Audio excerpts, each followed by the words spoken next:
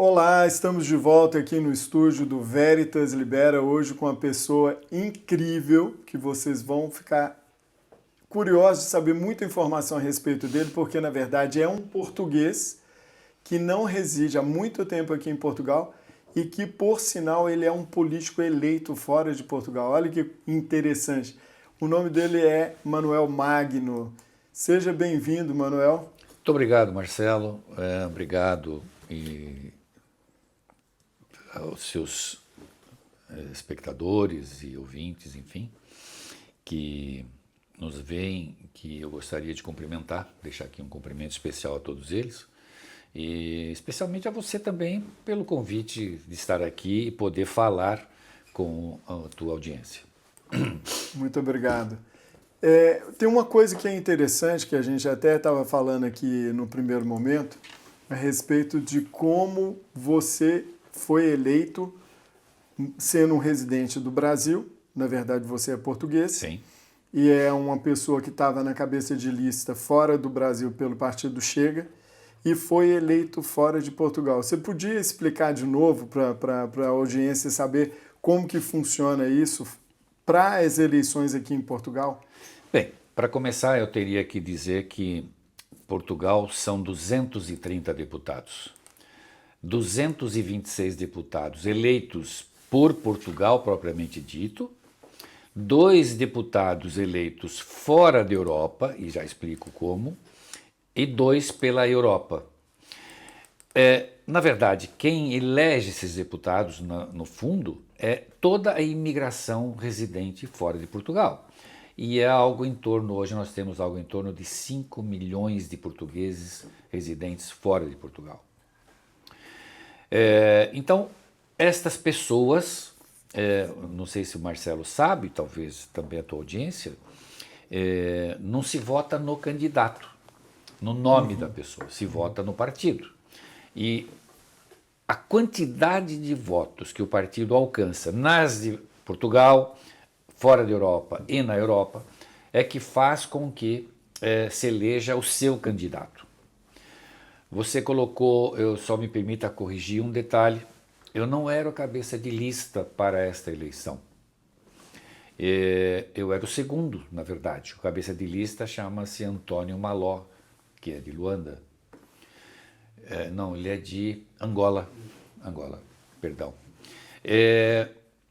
E eu havia saído do PSD há uma semana, por divergências que eu já vinha brigando desde 2015, algumas coisas que nós pedimos. Eu fui presidente do núcleo do PSD em São Paulo durante 6 anos.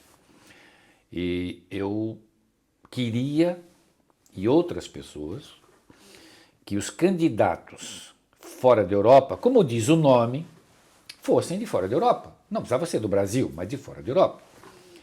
E o PSD, não me incomodo aqui de falar isso, porque essa é a realidade, insistia, o PS também, em colocar candidatos de Portugal, residentes em Portugal. Ora, que candidato é esse que mora em Portugal e se elege por fora da Europa, não é?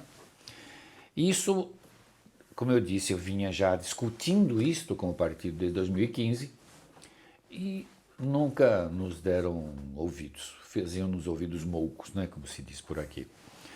E eu acabei, quando foi apresentada a lista para estas últimas legislativas, de novo, eu vi que o PS apresentou novamente o que era o atual presidente, na época era o presidente da Assembleia, Augusto Santos Silva, e novamente um candidato pelo PSD de fora, dentro de Portugal. E estas pessoas, depois de eleitos, infelizmente, não correspondiam ao título. Iam a São Paulo, ou ao Brasil, ou talvez até outras localidades. Eu falo pelo Brasil, porque eu estava lá 3, 4, 5 vezes num mandato de 4 anos. Ora, o que eles faziam pelas comunidades? Iam lá, visitavam lá algumas casas em alguns estados e corriam novamente para Portugal. Eu acho que é interessante falar um pouco sobre isso, como funciona, entendeu? Antes de chegar na cabeça de lista ali ou não. Porque uma pergunta aí, agora você falou e me gerou essa curiosidade, Sim. acredito que vai ser para todo mundo. Sim. Se a pessoa está fora do país e ela está concorrendo por ser uma pessoa fora do país, né, por Portugal, Sim. como que ele pode ser um não residente de Portugal, sendo que ele reside em Portugal? Porque os partidos assim indicam e assim entendem. E é o que nós, como eu disse, desde 2015 tentávamos mudar isto. Ora, um de fora da Europa tem que ser de fora da Europa. Um deputado pela Europa, eleito pela Europa, tem que ser da Europa. Nós temos hoje um que foi eleito por França, não é? Que é o José Dias, e eu pelo Brasil, na verdade, São Paulo. Mas essas pessoas, por exemplo, da Europa, não podem, quer dizer, necessariamente tem que estar morando em outro país da Europa. Não, normalmente é a imigração, né? Eles votam, a imigração vota. Não quer dizer que os portugueses de Portugal não possam também votar, porque na verdade, como não se vota na pessoa, no nome da pessoa, é a quantidade de votos de cada localidade que elege o deputado. Quantidade de votos da Europa elege um deputado, ou dois, não é?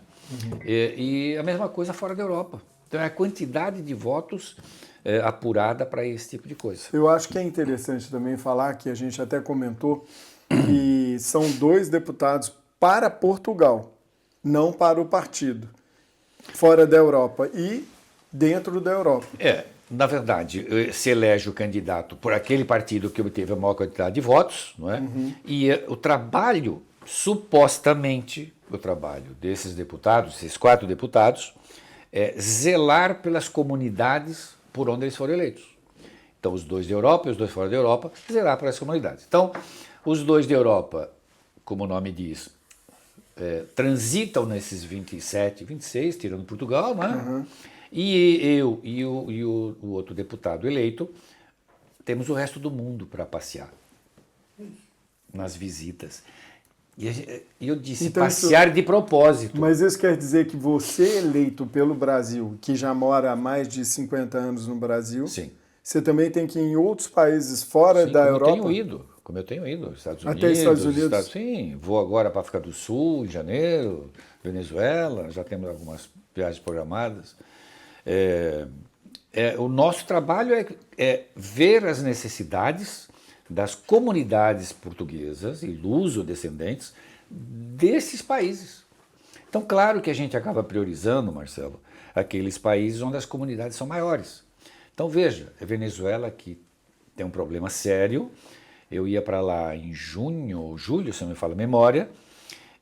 Acabei cancelando toda a agenda, porque é protocolar que a gente mande um e-mail ao embaixador ou cônsul da área que a gente vai. E o embaixador de Caracas nos respondeu, a gente manda isso via Assembleia, e nos respondeu que aconselhava a minha não ida naquele momento, porque ele não tinha como garantir minha segurança. Claro, abortei, não é? Mas quero ir lá agora. Voltando de África do Sul, com certeza eu vou à Venezuela, porque é uma comunidade de mais de 1 milhão de portugueses e luso-descendentes. Venezuela? Venezuela. Então, outra curiosidade que surgiu agora. Se não me engano, no Brasil são 2 milhões? Eu acho que não chega a isto. E digo por quê. No consulado de Portugal, em São Paulo, que abrange São Paulo e Mato Grosso do Sul, nós temos algo em torno de, segundo dados do consulado, 350 mil inscritos, licenciados e que tiram documentos e tal. Mas temos uma quantidade muito grande de aquelas pessoas que não vieram para cá, mas nunca viajaram. Né? Então, estima-se na faixa São Paulo e Mato Grosso do Sul, repito que é a jurisdição de São Paulo, em torno de 500 mil portugueses. Não sei, no Brasil não há um número que possa ser assim, é 600 mil, 1 milhão, não tem esse número, não tem. Por exemplo, eu estava te falando, meu avô que foi para lá aos 26 anos de idade, ele já faleceu tem muitos anos, né? Ele foi para o Brasil sem documentos, foi de navio. Sim, todos vinham de navio naquela época. Chegou lá. Eu vim de navio, eu fui de navio. Não entrou com documento nem nada. Sim. Depois ele se documentou no Brasil. Em Santos já fazia isso, que era o porto de chegada. Como se ele fosse brasileiro. E depois levou a vida, casou, teve filhos Sim. e tal, e ninguém sabe que ele estava lá como português. Mas foi muita gente que teve essa história de vida, viu, Marcelo? Muitos portugueses, muitos. E outra coisa também que eu acho que é interessante a gente falar é sobre como que funciona, por exemplo, você está no Brasil e fazer essas visitas em vários países fora da Europa. Eu estou em Portugal, na realidade, e Brasil virou um país de visita como todos os outros. Ah, ok. Só que como a minha família está lá, é a minha residência, claro que eu começo sempre por lá. Ou seja, que era uma dúvida que eu tinha. Então quer dizer que você frequenta a Assembleia da República como todos os outros Como deputados? todos os outros, com votações, participando de comissões, analisando projetos, e tudo igualzinho. Então tem que morar aqui em Portugal porque tem a necessidade de ir para a Assembleia. Não tem jeito, tem que ser assim. Tem que ser assim. Ok. Interessante. Isso era uma coisa que... O que eu, às vezes, discuto até, porque eu acho que esses 4 deputados deveriam ter um tempo maior para visitar suas bases. E digo por quê? Porque os deputados, os 226 deputados eleitos por Portugal, eles têm os fins de semana, e inclusive a segunda-feira, que não tem parlamento, para fazer esse trabalho junto às suas bases, junto às suas comunidades. Eu não tenho. Eu tenho uma viagem, 2 viagens por mês ao Brasil, né? Mas eu não consigo fazer 2 viagens por mês ao Brasil, porque são 9h30 para ir, 9h30 para voltar. Então não dá para eu ir lá, sair daqui sexta-noite e terça-feira eu estou aqui no plenário. Não é? É porque eles visitam aqui os distritos. Isso, exatamente. Eu não consigo fazer isso. Daqui lá em cima, no máximo, no norte, são 350, 400 quilômetros e para baixo, mais ou menos, menos, eu acho. Não, e talvez alguns nem tanto. Né? Porque, por exemplo, o Porto elegeu 40 deputados. Eles conseguem fazer um trabalho muito bom. Né? Nós, eu e os outros 3, se bem que quem está na Europa, como esse amigo que é do Chega, que é pela França, ele vai praticamente todo fim de semana, porque a França é 2 horinhas, ele está aqui, 2h30, alguma coisa. Eu não consigo. Então eu vou a cada 20, 25 dias, eu vou ao Brasil. Eu não consigo usar a passagem, né, que eu teria direito. Então eu vou a cada 20, 25 dias, fico lá uma semana, faço uma agenda, visito algumas coisas. Né? Tenho uma agenda agora, quando voltar de Venezuela, para visitar os estados brasileiros, porque eu estive na sexta-feira agora passada, que foi o dia que eu votei no sábado, uma dos convites e das necessidades que eu tinha de fazer, de uma da agenda, foi uma reunião no consulado de Portugal em São Paulo, com os conselheiros eleitos, conselheiros do Conselho Permanente, eleitos pelo Brasil, que são 12. Né? Então houve essa reunião com eles exatamente para a gente aproximar-nos um pouco mais, para poder fazer uma agenda com esse pessoal nos estados em que eles atuam e frequentam e tudo mais. E com relação aos Estados Unidos, porque até onde a gente sabe, os Estados Unidos tem muito português. Então, eu estive no 10 de junho deste ano, comemoração do Dia de Portugal, aquela coisa toda, em Newark, lá em New Jersey, não? Fiquei lá 3 dias, numa agenda também, por causa desta comemoração, e assim eu fiquei apaixonado por aquilo. Porque eu vejo, não só lá, mas a gente vê isso no Brasil também, em outros lugares, que os portugueses que moram fora comemoram as suas datas nacionais, com calor, com brilho, com gosto. Portugal não comemora nada. Quem mora aqui não comemora nada. Você não vê nenhuma comemoração em 10 de junho em Portugal. E eu não estava aqui, porque eu estava nos Estados Unidos, e depois dos Estados Unidos fui direto para o Espírito Santo, também para uma comemoração dessa, lá no Brasil. Mas você não vê nada disso. Posso lhe dizer uma coisa, quem conhece os desfiles de carnaval no Rio de Janeiro, já deve ter visto pelo menos pela TV, não chega a ser daquela forma. Mas haviam 62 carros alegóricos numa parada de 3 quilômetros, que terminava num clube onde teve uma recepção e tudo mais, com a presença do nosso embaixador de Washington, que estava lá, É assim, mas um negócio maravilhoso, com as forças policiais, bombeiros e tudo mais. Uma coisa, a sociedade civil faz uma coisa maravilhosa. Sabe uma coisa, Magno, que eu acho muito interessante?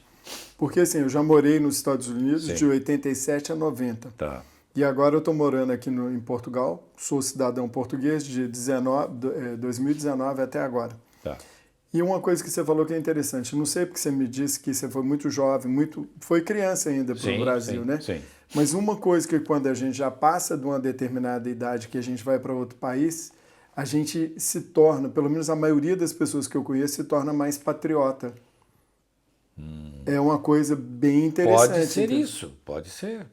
É. Pode ser. Mas me deixou impressionado isto porque eu vi muitos jovens engajados nisso. Não todos descendentes de portugueses, não todos, eu conversei com alguns que não tinham nada a ver, mas gostam da cultura, convivem com a cultura portuguesa lá. Da mesma forma no Espírito Santo, que eu participei também nessa data, com um show de fado, aquela coisa toda, em praça pública, foi também um negócio muito bonito. Então assim, eu fico muito triste de ver que Portugal não dá valor a Dia de Camões, a Dia de Portugal, a Dia das Comunidades Portuguesas, como todos os que estão fora, e você acha que colocou muito bem, não sei se é a saudade ou estar longe, que fazem questão de comemorar essas datas, Marcelo. Eu vou falar por mim o que aconteceu quando eu estive nos Estados Unidos. É que, primeiro, os Estados Unidos contagia a gente, porque Sim. eles são patriotas. Verdade. Então, qualquer lugar você vê uma bandeira, toda casa tem uma bandeira, praticamente. Qualquer evento, qualquer comemoração que tem lá. Os bombeiros vão lá, esticam aquela bandeira imensa. E o povo vai pra rua e vai mesmo, e lota a rua. Fantástico. Então, assim, é outro mundo. Então, Verdade. isso já me despertou. Eu já nasci meio patriota. Desde pequeno, eu sempre tive uma fixação com a bandeira do Brasil. Tá. Então, eu virei atleta, até fui para os Estados Unidos por esse motivo, para tentar profissionalizar, Sim. que era o esporte que nasceu nos Estados Unidos, né? O triatlon, né? Que é nadar, pedalar e correr. Uhum. E aí fui para lá para profissionalizar. E o que eu via quando chegava lá nos Estados Unidos? Pô, a pessoa ia fazer uma prova numa cidade pequena, eles estavam com a bandeirinha dos Estados Unidos. Aí eu falei assim, então eu não preciso ficar com vergonha, porque no Brasil eu tinha vergonha de pôr, entendeu? Porque é o mesmo problema que a gente tem. Agora, uma coisa, e aí eu comentei com você, e depois é interessante você pegar alguma dica, algum livro com o Gabriel Mittar, do professor Olavo, tá? Que ele fala que é a síndrome do vira-lata, porque a esquerda, aí a gente agora falando de política de novo, ela tem um trabalho muito grande para ela poder fazer com que a gente perca as nossas referências. Sim. Família, Sim. Deus, pátria, e aí eles fazem a gente ficar dependente, porque eles sufocam a gente com a economia, sufocam a gente com outros recursos, então a gente perde a nossa condição de liberdade de escolha, que a gente cria um vínculo, uma dependência do Estado, e eles sufocam a gente com o quarto poder que tem, né, no país, que é a comunicação social. E aí ficam bombardeando aquilo na nossa cabeça. E com o advento das mudanças que tiveram nas escolas, então a gente perde todas as nossas referências dentro do país. Mas quando você sai do seu país, aquela cultura, família, aquela saudade daquilo que é tradicional, igual, por exemplo, eu adoro tudo aqui em Portugal, porque nós somos, mesmo que se eu não fosse filho e neto de português, a nossa cultura é muito idêntica. Só muda o sotaque, entendeu? Mas o resto é tudo muito idêntico. Você vai para o Espírito Santo e Rio de Janeiro, o que eles comem lá é muito parecido com aqui em Portugal. Exatamente. Né?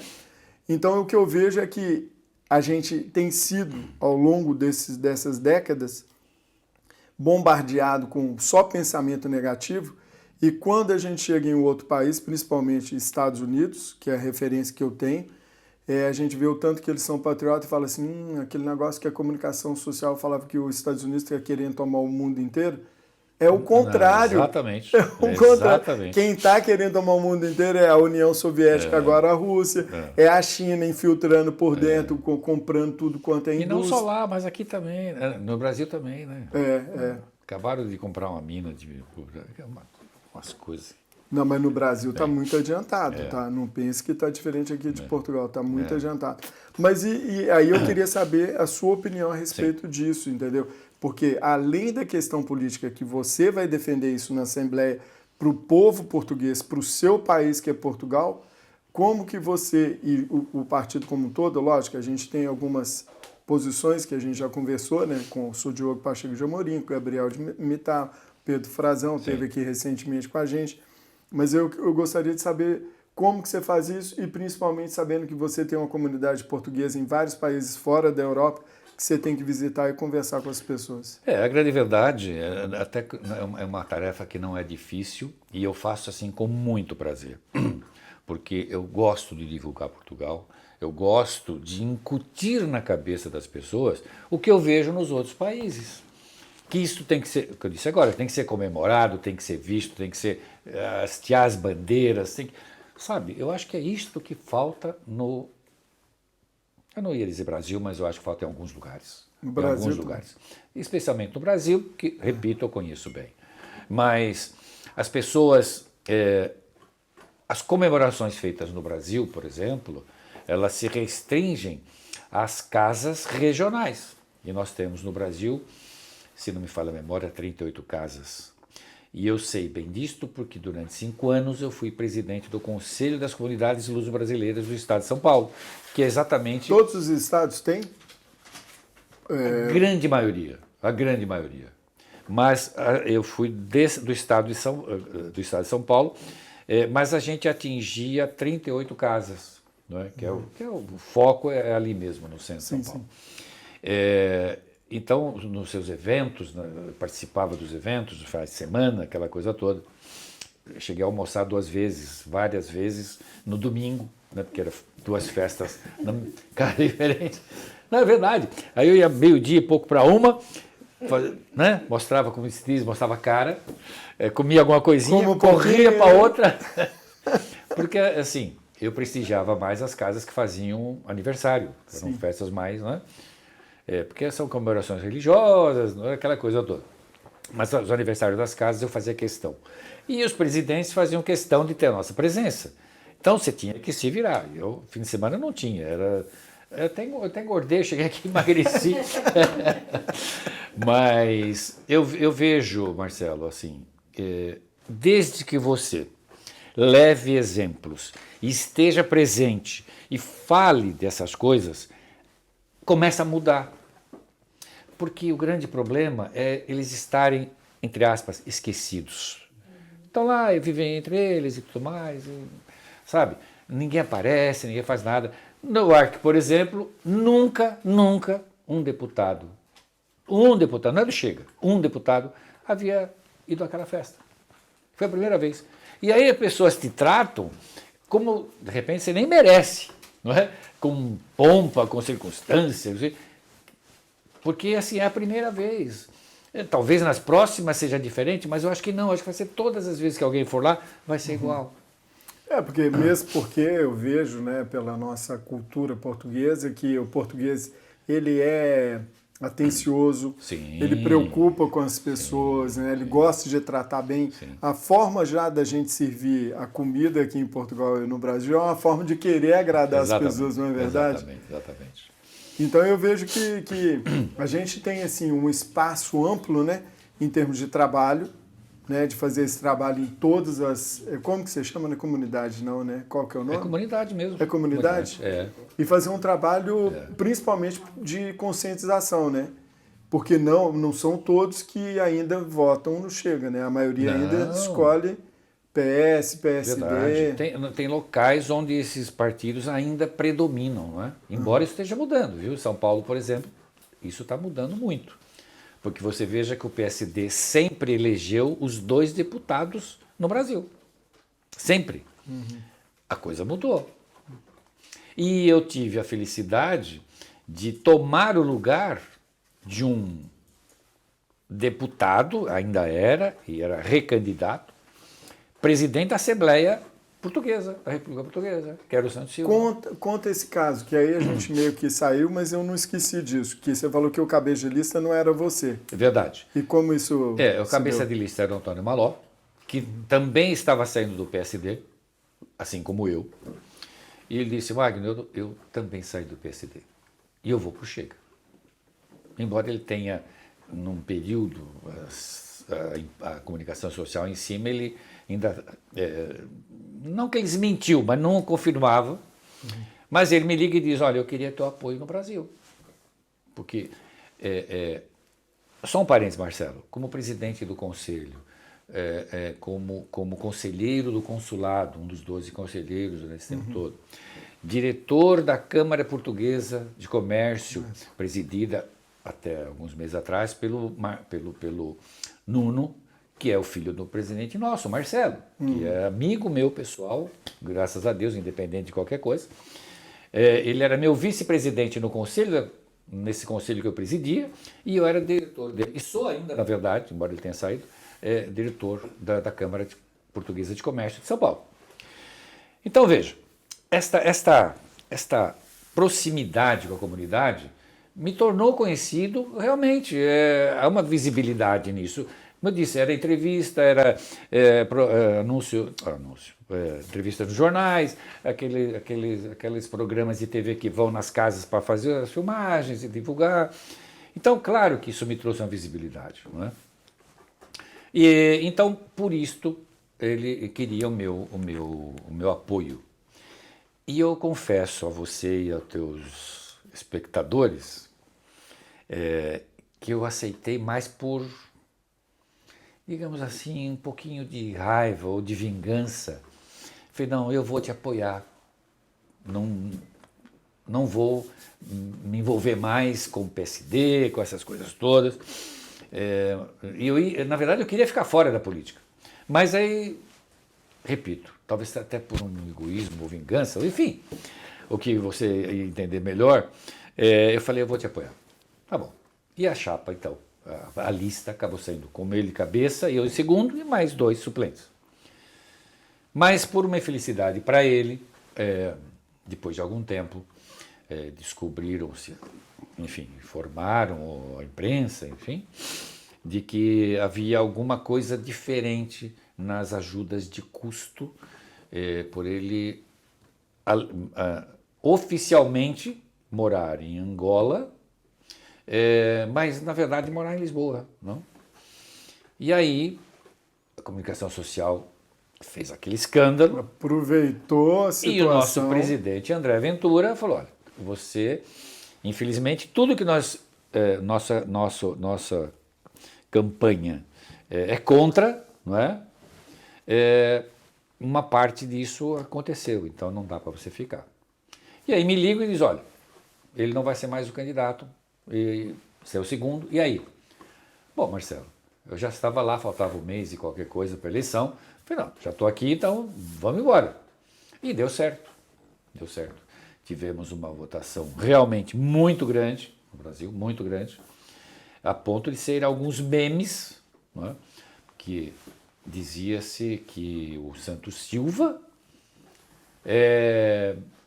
queria ser candidato a presidente em Portugal. E aí saiu um meme, depois eu posso até te mandar para você ver que foi muito engraçado, onde dois homens estão conversando, e o final do meme, um fala para o outro, olha, você sabe que o Santos Silva vai ser candidato a presidente da República? E aí, só para não lembro tudo, mas assim, o último diz assim, só se o Manuel Magno e o José Cesário, que é o outro candidato fora da Europa, não forem candidatos a presidente.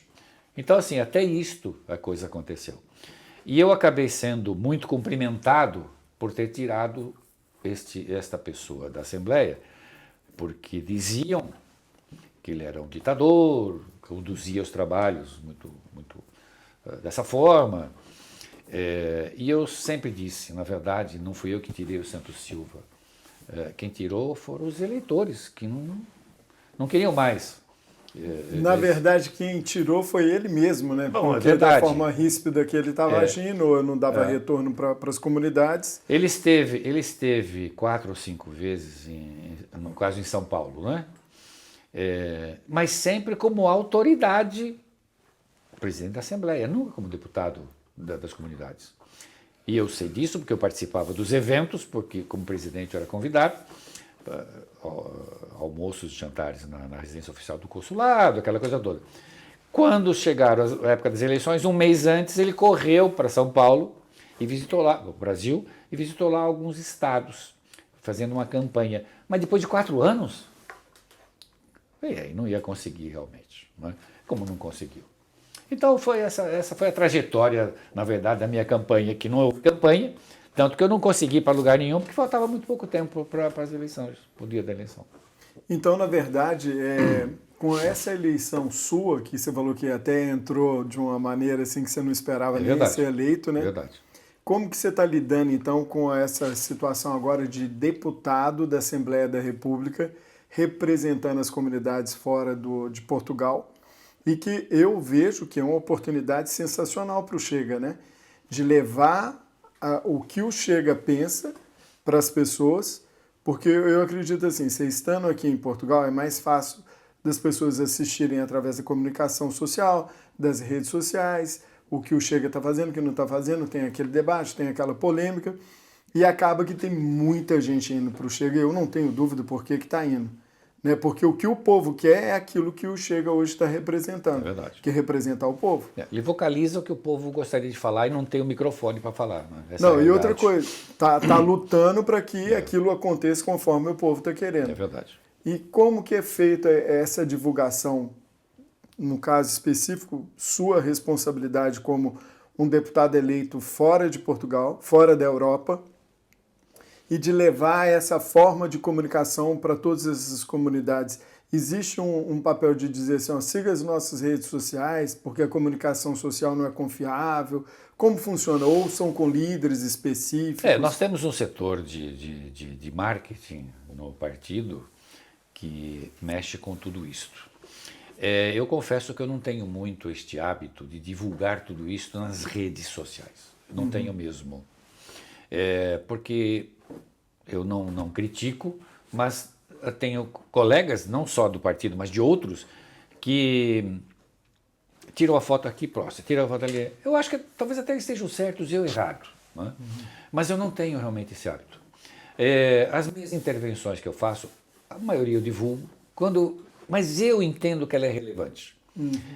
Porque às vezes eu estou numa comissão, e tudo é gravado, faço uma pergunta qualquer como fiz uma pergunta para o ministro da presidência, numa certa audiência, e a resposta não me agradou. Né? Mas não porque me agradou, porque a pergunta que eu fiz, na verdade, eu não devia ter dirigido a ele, e sim ao ministro de uma outra pasta. Então, eu não vou divulgar isso, embora esteja gravado lá. Mas eu entendo, Marcelo, que isso é importante, mas eu ainda prefiro, efetivamente, o olho no olho, com essas minhas visitas às comunidades. Eu consigo falar muito melhor. Porque eu entendo assim, repito, talvez eu esteja enganado, né? Mas o meu ponto de vista é esse. Eu faço uma intervenção na Assembleia, como eu já fiz alguns discursos lá, sobre Venezuela e tudo mais. Esses eu acabo divulgando, porque são assuntos que interessam não só na minha rede social, mas interessam, aliás, no dia que eu fiz isso aí, estava lá o embaixador da Venezuela, que estava conosco lá na Assembleia, e veio me cumprimentar e tudo mais. Mas assim, a gente procura defender esses valores. Coisas que eu, pessoalmente, reputo como, não que não sejam importantes, mas que não há necessidade de fazer essa divulgação, eu acabo não divulgando. Né? Eu não critico quem faz, acho que está certo, cada um fala por si, mas eu não faço isso. Pode ser um pecado meu, não é?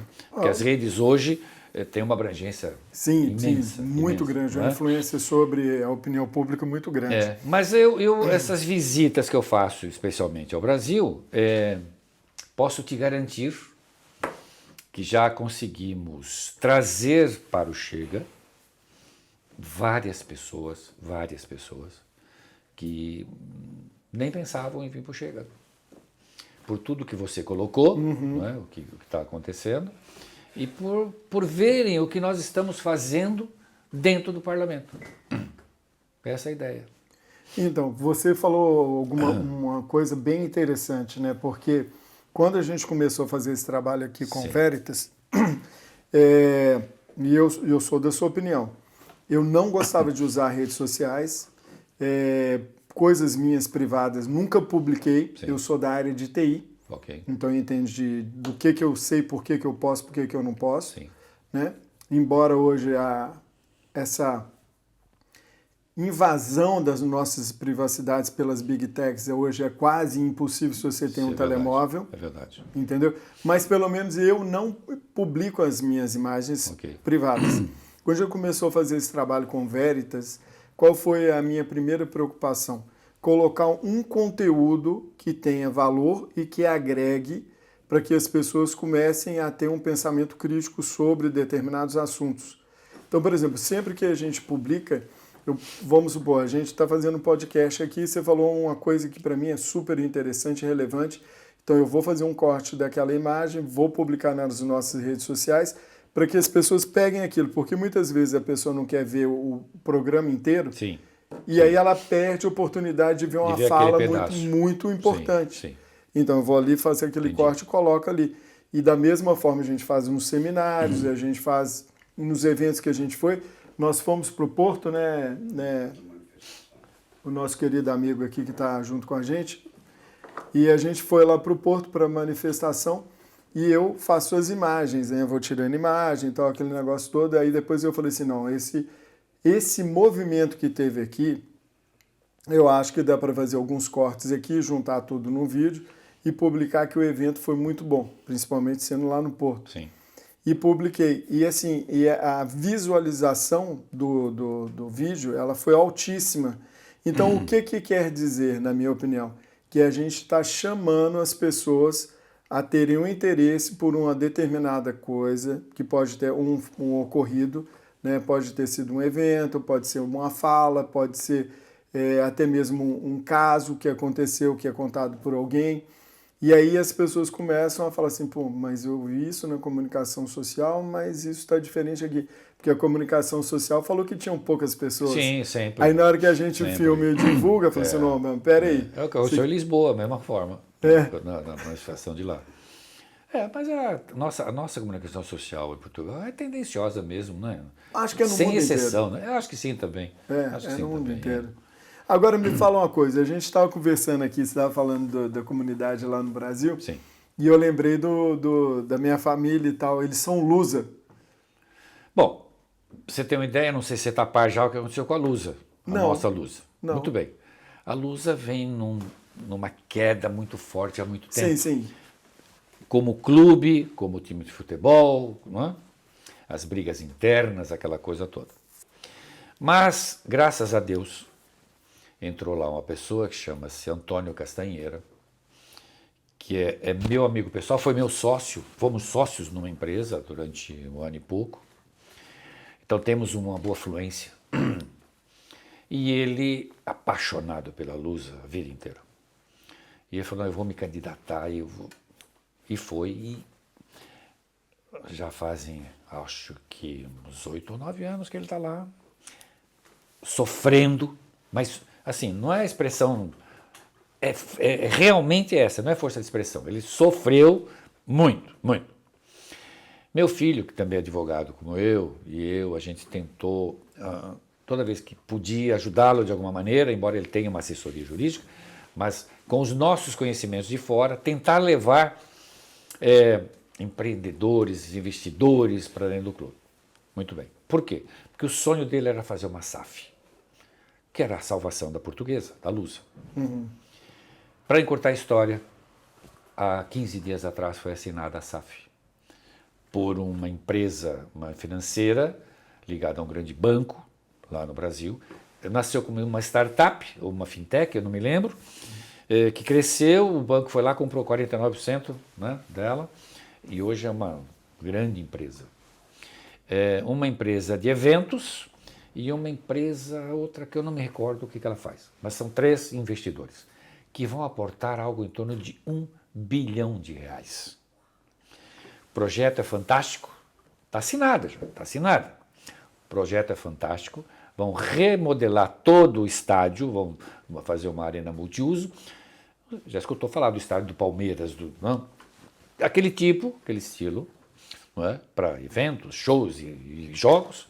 Uma parte desse dinheiro destinada para o clube, para comprar jogadores, fazer com que o clube, o clube de jogo, efetivamente, né, esportivo, Levantes, reformular todo o clube. É um negócio fantástico. Quer dizer, foi a salvação da Portuguesa. Porque, Marcelo, posso te garantir uma coisa. Muitas vezes, não tinha dinheiro para pagar a luz. E eles iam lá cortar. Só que, dentro do estádio, dentro das dependências da Lusa, tem um restaurante, chama-se Cais do Porto, da Teresa Morgado, que é uma das portuguesas mais famosas que você lá, que é diretora de tudo. Tá? E é fantástica, fantástica. Uma mulher que adora a portuguesa, assim, adora. E o nosso lar da provedoria dos nossos idosos. Ela briga por isso, em qualquer lugar.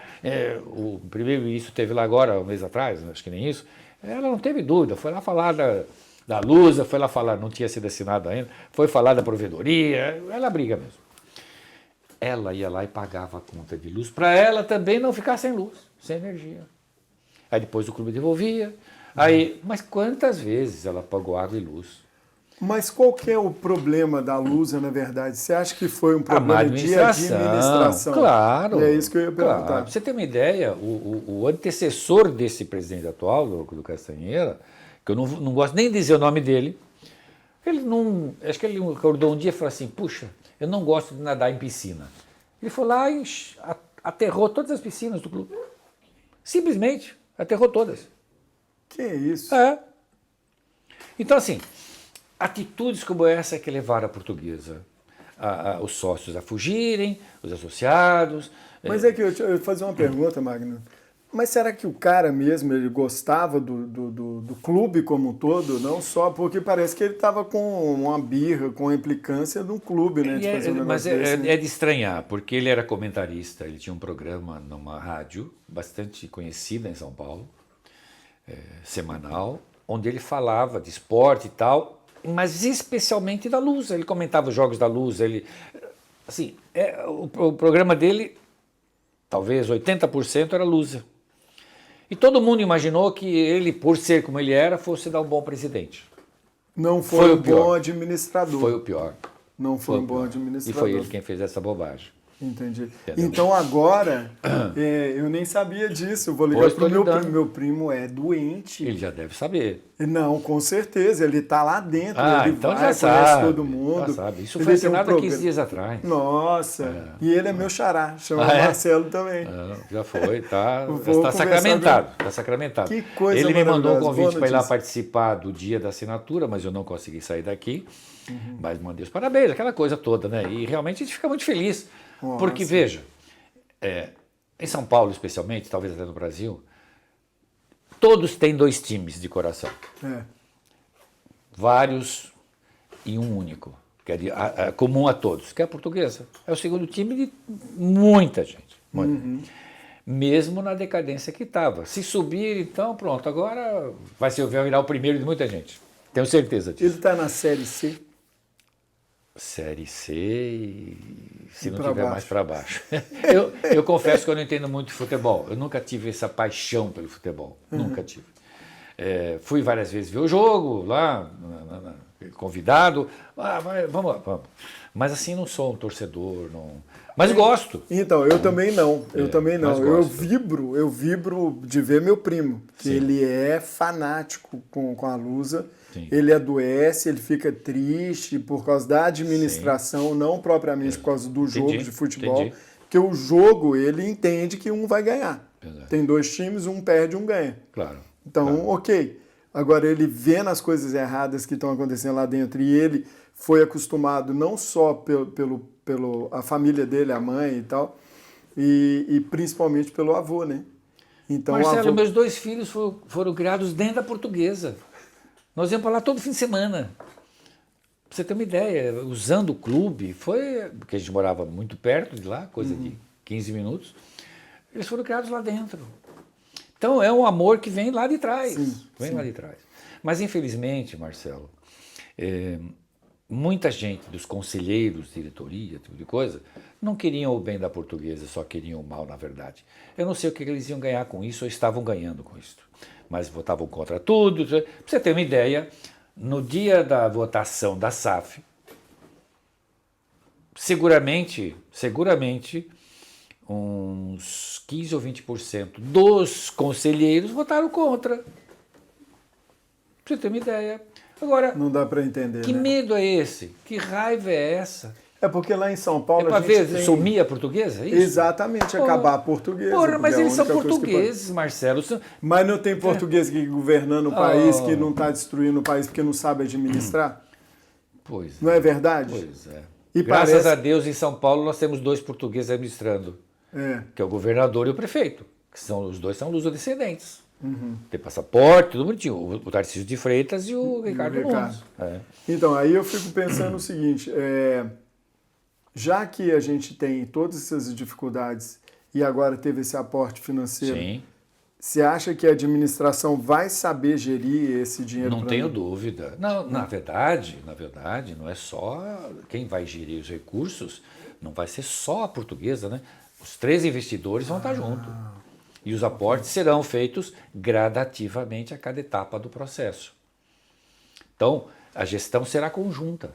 Até porque eles vão se reembolsar, se podemos falar assim, ao longo de, se não me falha a memória, não sei se são 30 anos ou 50 anos, eu não tenho essa certeza. Porque R$1 bilhão é dinheiro pra caramba, né?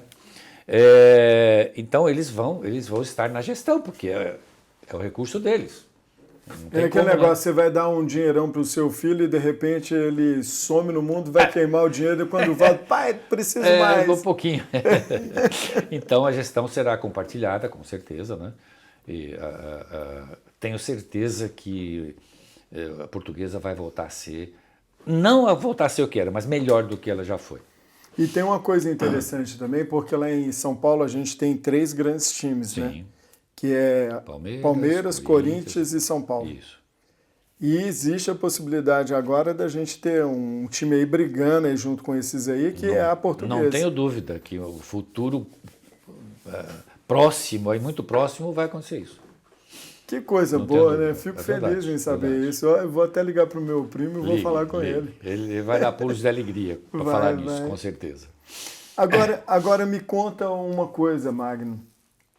Com toda essa experiência que você está tendo recente agora, né, de Sim. estar como um político eleito aqui por Portugal, né, fora de Portugal, fora da Europa, quais são os desafios que você mais tem enfrentado dentro da Assembleia e o que você pode dizer para a gente em termos de...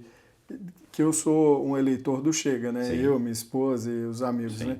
O que você pode dizer para a gente em termos dos desafios que você vê, né, no seu ponto de vista pessoal, dentro da Assembleia, pro partido e o que pode melhorar, o que vocês esperam para melhorar, para que o português, independente de onde ele esteja, que ele confie que Portugal vai melhorar?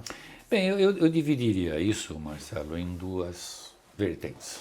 Uma, o partido em Portugal. Eu não tenho dúvidas a continuar, e vai continuar, e talvez até melhorar, a trajetória do Chega. Em 2026 nós teremos um novo primeiro-ministro. Eu tenho certeza, no meu interior, na minha cabeça, que este é o último primeiro-ministro do PSD. Tenho certeza disso. Nós teremos um novo orçamento em 2025 e o parlamento não pode ser dissolvido, mesmo que venha a ser chumbado, pelo menos até, nem 6 meses antes, nem 6 depois, pelo menos até junho de 2026. Poderão ocorrer, não estou aqui profetizando nada, mas como a gente sabe como é que funciona a aprovação do orçamento. Não pode dissolver porque houve a aprovação do... Não, por causa das presidenciais. Ah, ok. 6 meses antes da presidencial e 6 meses depois o presidente não pode dissolver. Não é? Se o orçamento não for aprovado, vai acabar governando por duodécimos, o que é horrível. Não é? Mas, e vai trazer algum atraso. Mas eu tenho, assim, certeza de que esta trajetória, repito, nos levará a ter um novo primeiro-ministro em 2026. E esse primeiro-ministro tem um nome, André Ventura. Eu não tenho dúvidas disso. Eu e a grande maioria. Por quê? Não porque eu seja parlamentar do Chega, porque você colocou no início.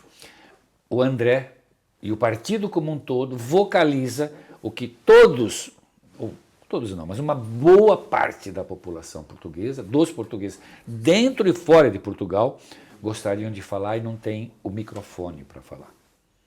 Então, eu acho que eles se veem na figura do André, por isso o nosso crescimento, as sondagens já nos dão, essa última nos dá 20,2%. Estamos em terceiro ainda, mas nós não temos pressa, até 2026 tem tempo, não é?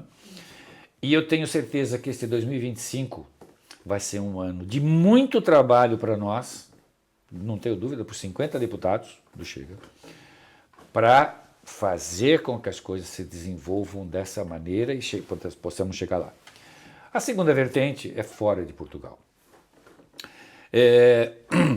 Nós procuramos fazer para as comunidades, saber das comunidades, as demandas que ele tem.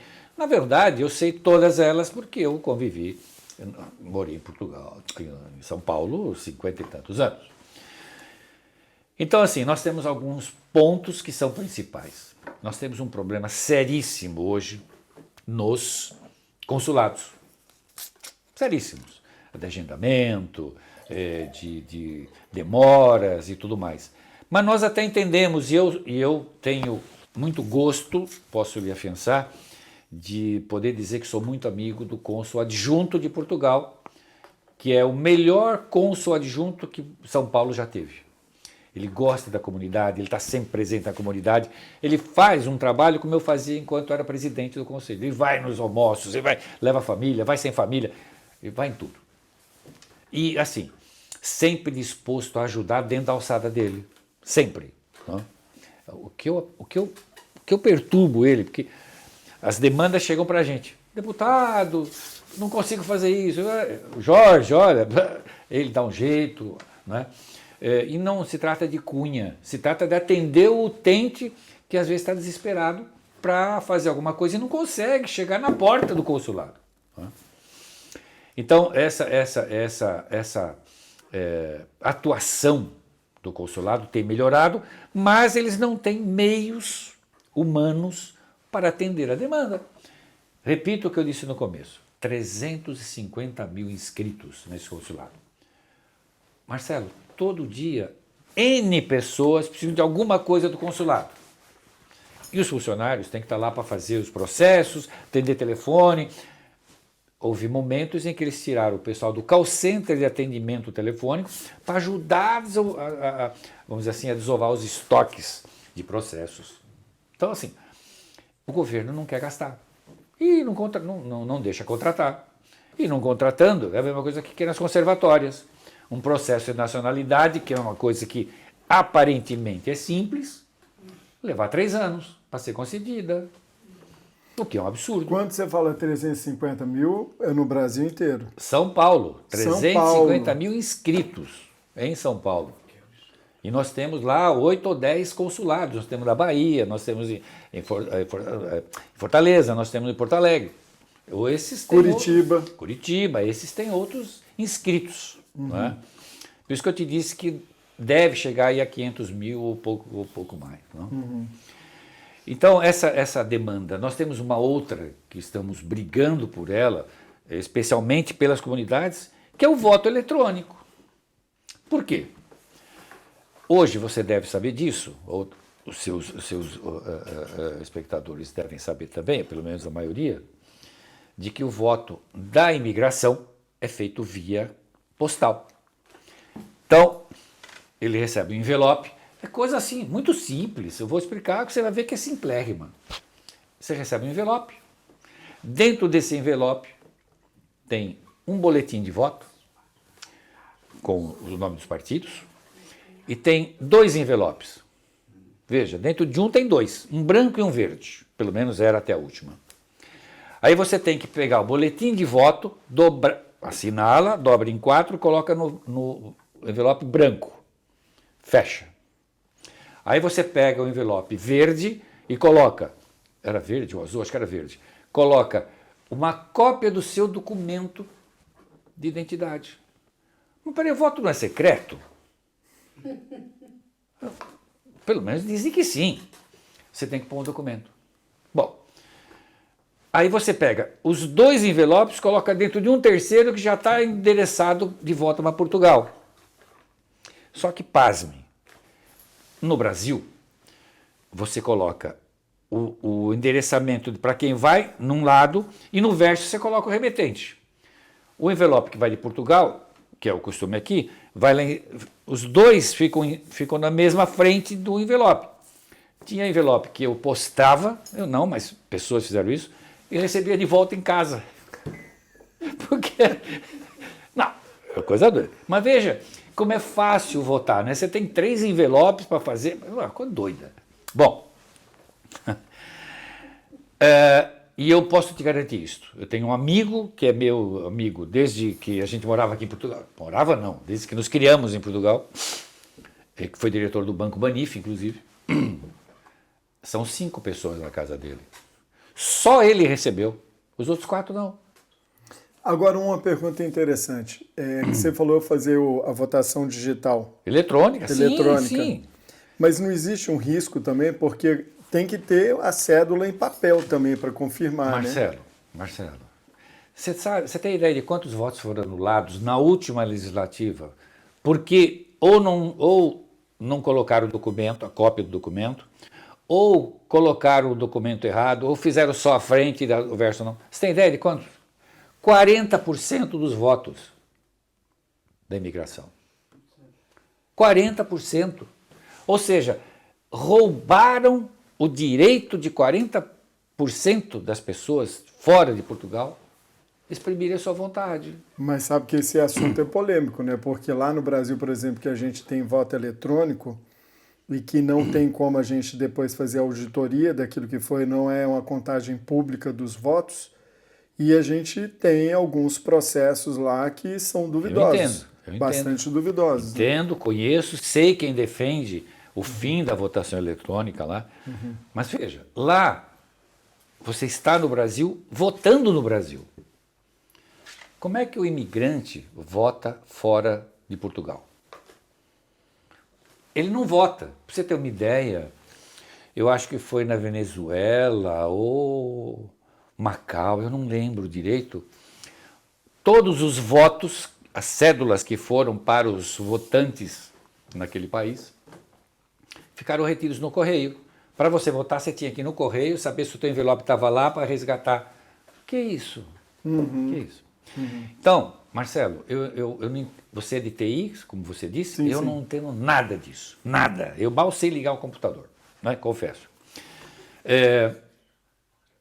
Será que não existe ainda um jeito, com o avanço da tecnologia, de colocar um sistema de voto seguro, facial? Porque a desculpa do governo é sempre assim, mas nós nunca teremos a certeza de que quem está votando é a própria pessoa, pode ser um filho, pode ser um amigo. Ué, tá bom, mas não tem um jeito de fazer isso, de cercar isso? Então, qual que é o grande problema? E aí eu vou te explicar aqui que é a dúvida de muitas pessoas, inclusive eu conheço um especialista lá do Brasil que ele chama Jimenez, o sobrenome dele, o primeiro nome me deu um branco agora, ele é um procurador de Goiás. Sim. E ele tem um trabalho muito intenso junto com o Congresso Brasileiro. Ele teve lá, já deu algumas palestras lá internas, lá, a convite de alguns deputados e senadores.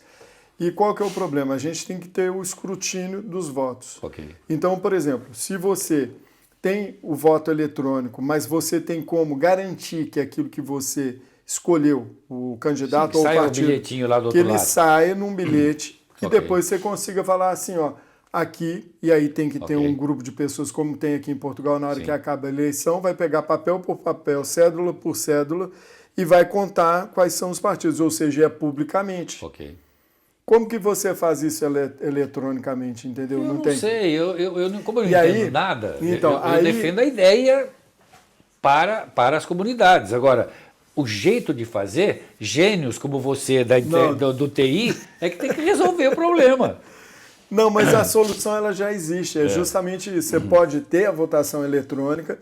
No entanto, aonde você vai votar, por Tem a exemplo... impressorinha do lado. Tem a impressora, caiu lá na urna, não sai seu nome, sai só o que é o voto. que se pretende no Brasil, né? Exatamente, que inclusive foi aprovado, se não me engano, em 2015. Isso, depois o STF foi lá e falou que Isso. era inconstitucional. É. Né? Então, a ideia é justamente fazer isso. E aí, a partir daquele momento, por exemplo, eu estou falando de Portugal. Ok. Ele foi lá, o cidadão português foi lá e votou. Aí ele conferiu lá, caiu o papelzinho, esse partido mesmo, caiu lá dentro da urna. Então, lá naquele local, naquele momento, então vamos contar. Aí conta, aí divulga publicamente para quem quiser estar lá presente na hora, com os fiscais dos partidos, os delegados, e verifica, eu não sei se em Portugal é assim, mas no Brasil tem delegado e fiscal. Tem. E aí chega lá, verifica, todo mundo dá ok, as pessoas, os eleitores que estão lá também conferem e tal. Ok, assinou, pôs o número, divulgou boletim de urna, e aí sim, aí vem aqui para Portugal. Nós temos um problema lá, né? Nós temos um problema, porque os portugueses, não só no Brasil, mas em outros países, eles estão muito espalhados. E não dá para ter uma mesa, como você bem colocou, para fazer essa conferência. É muito difícil você organizar esse tipo de coisa. Primeiro, você precisa ter material para fazer isso. Não é? Segundo, ter as pessoas. E nem sempre você consegue isso. Porque tem pessoas nos mais longínquos rincões. Uma ideia. Você falou que 40% desses votos eles foram anulados. Por falta do documento. Talvez um ou outro tivesse outro probleminha, mas... Se pegar as principais capitais, onde você sabe que a concentração de portugueses no Brasil é maior, que justifique e que haja, e aí tem que ser votado aqui na Assembleia para aprovação disso e tudo mais. Em cada uma dessas localidades tem, como a gente tem para o Brasil aqui em Portugal, que tem uma em Lisboa, tem uma no Porto e tem uma lá embaixo no Algarve, se não me engano. E aí tem essa concentração e as pessoas, como são patriotas, isso pelo menos é o meu entendimento, eu acredito desses 40% que perdeu em termos de voto, que a gente teria muito mais pessoas se deslocando mesmo pela distância para fazer aquela votação ali que pode acontecer uma vez a cada 4 anos ou sei lá o quê. Eu vou dizer a você, Marcelo, o seguinte, é uma ideia sem dúvida, mas nós temos que considerar que vou voltar ao consulado de São Paulo. Ele está localizado em São Paulo e tem jurisdição sobre Mato Grosso do Sul. Você sabe quantos quilômetros tem de São Paulo a Mato Grosso do Sul? Você sabe. Como que essas pessoas de Mato Grosso do Sul vão exercer o seu direito de voto? Se quem está em Campinas, que fica 1 hora de São Paulo, de carro, não se desloca para ir lá votar, quando é presencial. Então, eu deixo, vou repetir aqui, para gênios do TI como o senhor, que achem uma saída, mas eu acho que tem que ter uma solução. Eu não acredito que em pleno século XXI, onde o Elon Musk faz um foguete dar marcha ré, ou como diz aqui, marcha atrás, mas não se consiga um sistema de votação. Eu não consigo conceber isso. Para mim, falta vontade. Repito, como eu não entendo nada, eu uso esse argumento. Pode ser que não seja isso. Né? Não entender... porque, na realidade, o que acontece? No mundo digital, quem está recolhendo as informações também consegue modificar, repaginar, alterar ou movimentar aqueles números de votos de um lado para o outro. Que é o que você imagina ter acontecido no Brasil, né? Essa é a realidade. Sem ninguém ver. Sim. Entendeu? Mesmo que por isso que o voto público é auditável, que tenha lá a impressão a cédula ou a impressão e que depois publicamente a gente possa contar. É o único seguro. Sim, é o único seguro. Sim. Porque digitalmente eu posso entrar lá na base do servidor principal e eu posso falar assim, isso aqui tá legal, mas eu prefiro o outro, eu gosto mais daquele. Aí eu diminuo daqui e jogo pro lado de lá, entendeu? Como eu disse, Marcelo, eu não entendo nada, eu tenho a ideia, eu e muita gente, não é? A ideia não é minha, mas nós defendemos isso. E as comunidades querem alguma coisa que evite essa perda de votos que eles têm tido.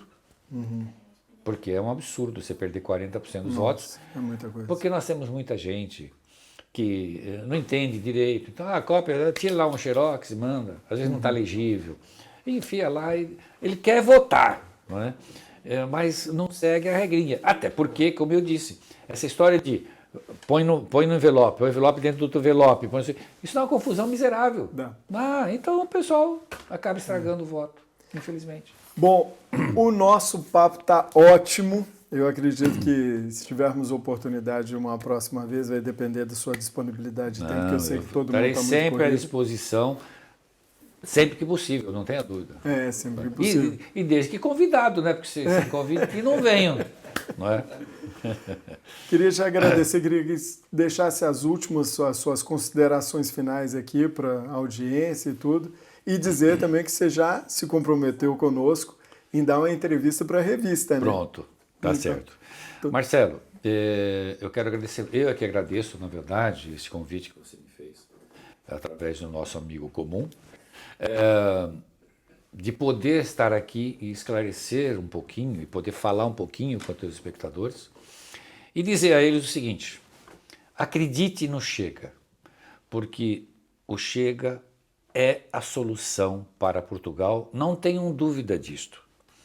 E eu não digo isto como parlamentar do Chega, eu digo isto como português que sou e quero ver Portugal crescer, progredir, Portugal tornar-se um país seguro como sempre foi e está deixando de ser, economicamente forte, que nós tenhamos uma economia que possa dar emprego a todos os seus filhos, e hoje infelizmente isso não acontece. Queremos ter uma imigração regulada, e deixo aqui um chamado, não sei como chamar isto, Marcelo, deixar claro que o Chega não é contra a imigração, não é contra o imigrante, não. O Chega é contra a imigração descontrolada, o Chega é contra a imigração desregulada, de portas escancaradas. O Chega é a favor daquele imigrante que vem para trabalhar, que é uma pessoa de boa fé, que é uma pessoa séria, íntegra, e não, infelizmente, uma grande parte dos que aqui têm entrado que não tem esses predicados. Muito obrigado, então, Manuel Magno aqui com a gente, foi uma honra, um prazer, e a gente se encontra no próximo podcast do Veritas Libera. Um grande abraço para todos.